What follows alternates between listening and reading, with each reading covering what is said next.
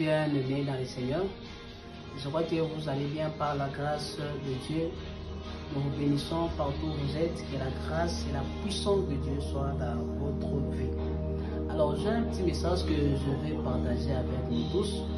Et je crois que vous serez tellement bénis par ces messages. Soyez juste connectés de partout où vous êtes. Alors mon petit thème de ce matin: apprends-moi à compter mes jours. Ou soit enseigne-moi à compter mes jours. Nous allons lire cela dans le livre de Somme chapitre 90, verset 12. La Bible nous dit: enseigne-nous à bien compter nos jours, afin que nous appliquions notre cœur à la sagesse. Alors il y a des questions que je vais répondre sur ce petit thème, sur ces grands thèmes, pourrais-je dire. Alors la première question que je vais répondre: pourquoi Dieu doit nous apprendre à compter les jours? Alors la deuxième question que je vais répondre: comment est-ce qu'on peut arriver à bien comptabiliser nos jours? Je commence déjà avec la première question. Pourquoi Dieu doit nous apprendre à compter nos jours? Parce que nous n'avons pas beaucoup de temps passé sur la terre. Vous devez savoir une chose, que l'homme n'a pas tout le temps à passer sur la terre. Les jours de l'homme sont brefs, et c'est à cause de la brièveté de la vie humaine qui nous pousse à dire cela. Parce que l'homme n'a pas tout le temps à passer sur la terre. Il y a des hommes qui pensent qu'ils ont tout le temps à passer sur la terre, alors que nos jours sont brefs. La Bible dit que pour les plus robustes, ils arrivent jusqu'à 90 ans, jusqu'à 80 ans. Mais pour les faibles, ils sont dans les 60 ans. Alors bien aimés dans le Seigneur, Dieu nous doit nous apprendre à comptabiliser nos jours, parce que nous n'avons pas tout le temps à passer sur la terre. La deuxième chose sur notre première question, pour ne pas être en retard dans la vie. Il y a des gens qui disent on n'est jamais en retard dans la vie, mais je peux t'assurer que tu peux être en retard. Tu peux être en retard dans tes études, en retard dans ton travail, aussi en retard dans ton ministère. Tu dois apprendre à bien comptabiliser toujours, afin que tu ne tombes pas dans le retard. C'est pourquoi tu dois chercher que Dieu t'enseigne à compter tes jours pour ne pas tomber dans le retard de la vie. Alors je parle directement à la deuxième question que je vais répondre: comment je peux arriver à compter les jours? Il y a quelqu'un qui peut me poser cette question. Oui, c'est bien que Dieu nous enseigne à compter les jours. Maintenant, comment est-ce que je peux arriver à comptabiliser les jours? Bien aimé, la première chose: écouter le Saint-Esprit et suivre son plan dans nos vies chaque année, chaque mois, chaque semaine et chaque jour. Je répète cette phrase, c'est vraiment une phrase qui est très importante. Vous devez apprendre à écouter le Saint-Esprit et suivre son plan dans nos vies chaque année, chaque mois, chaque semaine et chaque jour. Comme l'année 2025 commence, vous devez écouter le Saint-Esprit pour l'année 2025. Qu'est-ce que Dieu fait de toi pour l'année? Chaque mois, chaque semaine et chaque jour. Comme l'année 2025 commence, vous devez écouter le Saint-Esprit pour l'année 2025. Qu'est-ce que Dieu fait de toi pour l'année 2025? Quel est le plan de Dieu? Quel est le plan de Dieu dans ta vie pour 2025? Et chaque mois, quel est le plan de Dieu? Chaque semaine, quel est le plan de Dieu? Chaque jour, quand tu te réveilles, quel est le plan de Dieu? On ne peut jamais être en avance dans la vie si on ne côtoie le Saint-Esprit, parce que c'est l'Esprit qui a le plan de notre vie. C'est comme si c'est comme si c'est quelqu'un, un constructeur, il a en train de rejeter l'architecte.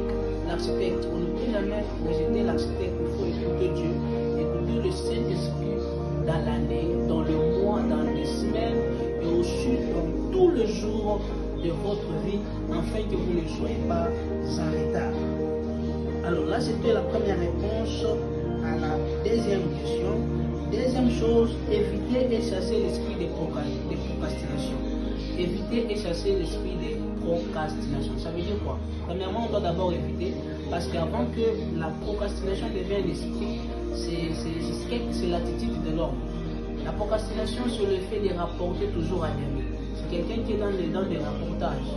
Donc tout ce que lui fait, il doit toujours rapporter ça à demain. Il ne fait rien aujourd'hui, il dit je ferai demain, je ferai demain, je ferai demain.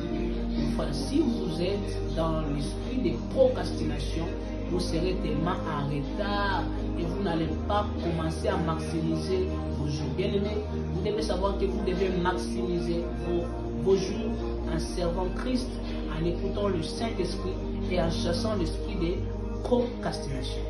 Oh, au lieu de commencer, ce que l'esprit te dit de commencer maintenant, tu le commences après un mois.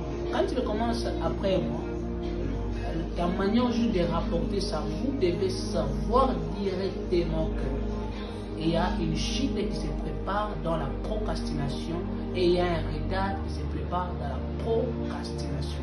C'est pourquoi, bien aimé, il faut éviter la procrastination et aussi chasser la procrastination au cas où c'est devenu un esprit, parce qu'il y a des gens, ils sont très forts à annoncer des rêves, mais ils sont très faibles à passer à la réalisation.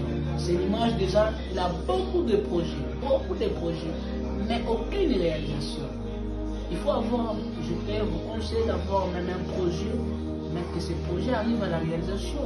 Au lieu d'avoir de poser des projets, mais aucune réalisation. Donc si tu es comme ça avec l'esprit de procrastination, 2025 va aussi terminer. Tu seras toujours sera même nouveau, tu seras toujours sera même stade. Donc tu ne peux pas vivre une croissance dans ta vie s'il y a la procrastination, s'il y a les rapportages, et ça va t'amener dans l'état. Alors je termine avec une chose. Comment, parce que la deuxième question nous dit quoi? Comment est-ce qu'on peut arriver à bien comptabiliser nos jours, à bien vivre nos jours, soit à bien maximiser nos jours? La troisième chose que je termine avec, éviter la distraction. Je termine avec une chose. Comment, parce que la deuxième question nous dit quoi? Comment est-ce qu'on peut arriver à bien comptabiliser nos jours, à bien vivre nos jours, soit à bien maximiser nos jours? La troisième chose que je termine avec, éviter la distraction. Vous devez éviter la distraction. Aujourd'hui, la distraction est dans plusieurs domaines. Premièrement, la distraction de la technologie. Il y a la télévision, il y a le téléphone. Quelqu'un peut faire 8 heures de temps dans le téléphone sans rien faire. Quelqu'un peut passer toute une journée sur la télévision sans rien faire. Quelqu'un peut passer toute une journée sur la technologie alors que ça ne lui rapporte rien. Moi, je peux comprendre quelqu'un qui utilise son téléphone pour avoir de l'argent, comprendre quelqu'un qui utilise la télévision, qui voit la télévision pour avoir de l'argent, mais toi, tu utilises TikTok, tout, mais tu ne reçois rien à tout ce que tu fais. Tu n'édifies pas les âmes, ou soit tu es là juste pour la distraction. Et vous devez savoir que nous sommes dans un monde de distraction. Dans un monde de distraction où les hommes veulent beaucoup rigoler, où les hommes ne veulent pas trop penser. Et s'il n'y a pas de pensée, il n'y a pas d'évolution, parce que l'homme est le résultat de ses pensées. C'est pourquoi, bien aimé dans les Seigneurs, il faut chasser la distraction, il faut se discipliner devant cette nouvelle technologie qui nous amène dans une distraction très élevée.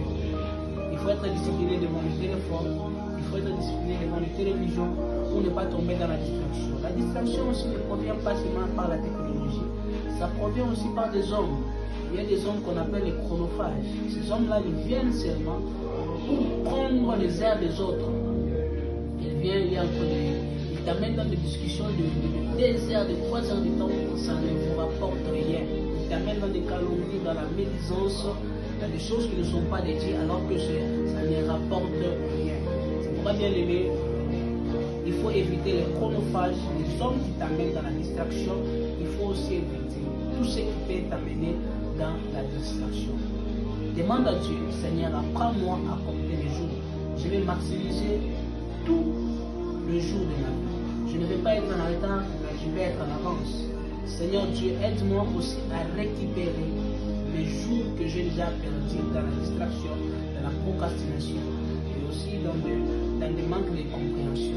C'est pourquoi je vais prier pour toi de partout où tu es, de la puissance de tes aides, et que 2025 soit une année de gloire, une année de puissance, une année d'influence. Je programme que cette année, tu vas vivre des choses que tu n'as jamais vécues dans ta vie. Je programme que cette année, tu vas arriver dans une dimension très élevée.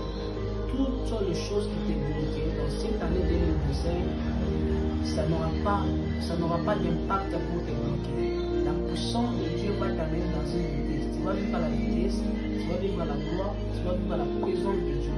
Que la présence de Dieu t'accompagne dans tout ce que tu vas faire, dans ton travail, dans tes études, dans ton ministère, dans ta famille, dans tes projets. Que tes projets arrivent à la réalisation et que tu vives l'accomplissement de Dieu en cette année au nom de Jésus-Christ de Nazareth. Amen. Que Dieu vous bénisse abondamment. Amen.